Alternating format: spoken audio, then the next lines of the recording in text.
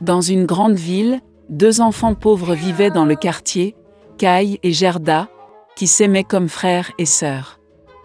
Les parents leur ont permis d'aller les uns aux autres sur le toit pour visiter et s'asseoir sur un banc sous les roses.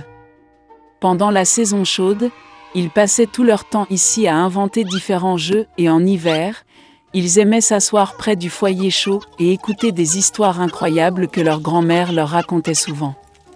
Une fois, alors que les enfants regardaient un livre d'images, Kai a senti quelque chose le piquer dans les yeux et le cœur. C'étaient les fragments du miroir de la puissante dame, la Reine des Neiges. Depuis lors, le comportement du garçon a radicalement changé. Il est devenu en colère, grossier et cruel. Un jour, Kai a fait de la luge et n'est jamais revenu. Quand Gerda a appris la disparition de Kai, elle a pleuré pendant un long moment. Mais elle était sûre que Kai était en vie, alors elle décida de partir à sa recherche. Pendant longtemps, Gerda a marché à travers les forêts, à travers les champs, puis elle est tombée sur une magnifique maison, enterrée dans les fleurs. L'hôtesse est sortie vers elle. C'était une vieille sorcière avec un grand chapeau de paille. La vieille femme aimait vraiment Gerda, et donc elle a ensorcelé la pauvre fille et l'a laissée avec elle pour toujours. Gerda a oublié le but de son voyage et a passé beaucoup de temps à jouer dans le magnifique jardin de l'hôtesse hospitalière. Une fois, elle a accidentellement vu une rose et s'est souvenue de Kai, et se réveillant immédiatement de la magie, elle a pris la route. Sur le chemin, Gerda a rencontré un grand corbeau intelligent.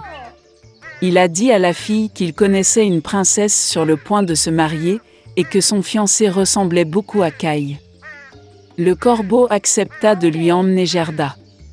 Une fois dans le palais, Gerda a réussi à voir le futur prince. Malheureusement, ce n'était pas Kai. La princesse, ayant entendu la triste histoire de la jeune fille, lui a offert une voiture d'or avec un cocher et des domestiques, ainsi que des chaussures, un manchon et une robe magnifique. Et Gerda a pris la route. Dans la forêt sombre, la voiture étincelante a immédiatement attiré l'attention des voleurs, qui l'ont immédiatement attaquée. Le voleur a fait prisonnier Gerda. Elle a emmené Gerda au château du voleur pour montrer sa ménagerie, qui contenait des pigeons forestiers et des rennes de Laponie. En entendant l'histoire de sa captive, le voleur eut pitié d'elle et la laissa partir avec le renne à la recherche de Kai. Le renne a amené la fille à la vieille femme Lapone, qui a réchauffé et nourri la jeune fille épuisée. Elle a écrit quelques mots sur la morue séchée à son amie Fine, qui vivait près du palais de la Reine des Neiges, en lui demandant de l'aider. Elle expliqua à Gerda que la raison du mauvais comportement de Kai étaient les fragments du miroir qui frappaient son cœur et ses yeux, et il ne serait jamais le même si la glace n'était pas fondue par le pouvoir d'un cœur chaleureux et aimant. Gerda se rendit au palais de la Reine des Neiges. Toute seule, personne n'osa s'approcher de la maison de la puissante dame. Elle était très froide et effrayée. Se retrouvant dans le château, Gerda fut surprise de voir à quel point il était froid, désert et mort. Bientôt, elle remarqua Kai, qui devenait complètement bleu, presque noirci par le froid. Le garçon s'est assis dans un coin et a essayé de mettre le mot « éternité » hors des glaces, car dans ce cas, il aurait reçu le monde entier et une paire de nouveaux patins en cadeau de la Reine des Neiges. Gerda se précipita vers Kai, le serra fort dans ses bras et se mit à pleurer. Avec ses larmes chaudes, elle fit fondre l'éclat coincé dans le cœur du garçon. Après avoir ramassé, Kai a également commencé à pleurer, et le deuxième éclat a coulé de ses yeux avec des larmes. Comme ils étaient heureux de se voir.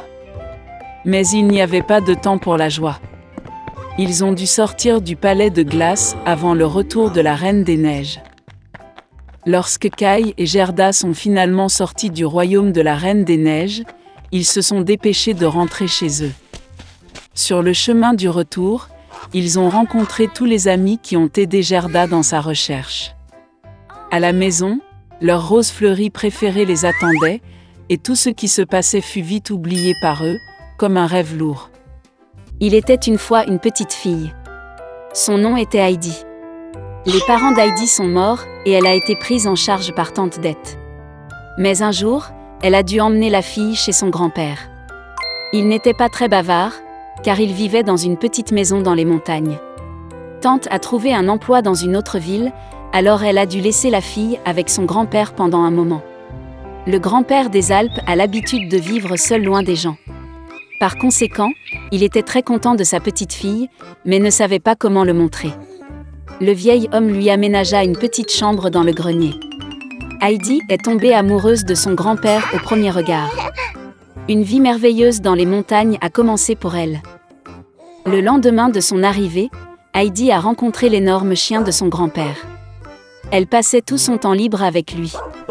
Un jour, en promenant le chien dans les collines, elle a rencontré le berger Peter, qui gardait les moutons dans le pré.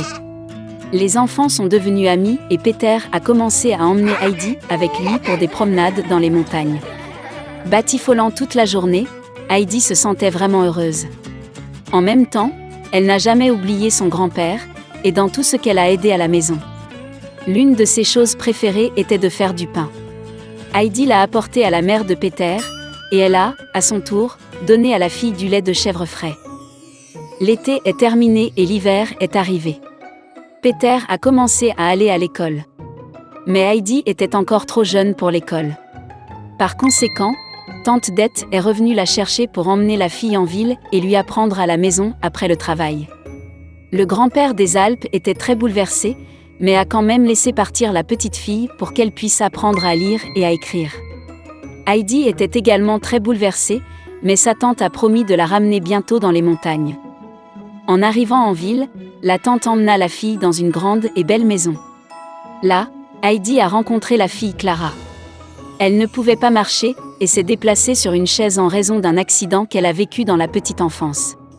Tante a amené Heidi dans cette maison pour tenir compagnie à Clara, car elle n'avait pas d'amis. Les filles s'entendaient bien et devinrent de vraies amies. Clara a aidé Heidi à apprendre à lire et à écrire.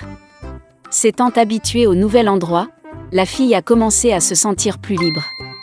Clara est également devenue très attachée à elle. Mais Heidi a vraiment manqué les montagnes et son grand-père. Elle avait tout ce dont on pouvait rêver, mais elle avait l'impression d'être dans une cage dorée. Elle a même arrêté de manger. Tante Dete a tout de suite compris pourquoi sa nièce était triste. Et j'ai décidé de la renvoyer chez son grand-père. Clara était très bouleversée que Heidi doive partir. Mais la tante a promis que Clara pourrait venir rendre visite à Heidi l'année prochaine. Un an plus tard, Clara est venue à Heidi. Elle a rencontré Peter et les enfants sont devenus de très bons amis. Ils marchaient beaucoup dans les montagnes, respiraient l'air frais et mangeaient des aliments naturels. Mais au bout d'un moment, Peter commença à s'inquiéter du fait qu'Heidi repartirait avec Clara pour la ville. Et puis un jour, il a jeté le fauteuil roulant de Clara d'une falaise. Il pensait que cela résoudrait tous les problèmes. Mais il s'est avéré que sans fauteuil roulant et grâce à l'air frais de la montagne, Clara est devenue beaucoup plus forte. Et au bout d'un moment, elle était capable de marcher du tout. Tante Dete n'en croyait pas ses yeux. Et Peter avait très honte de son acte. Il a admis que c'était lui qui avait jeté le fauteuil roulant de Clara de la falaise. Bien sûr, les filles lui ont pardonné. Et l'heureuse amitié des enfants a été préservée à vie.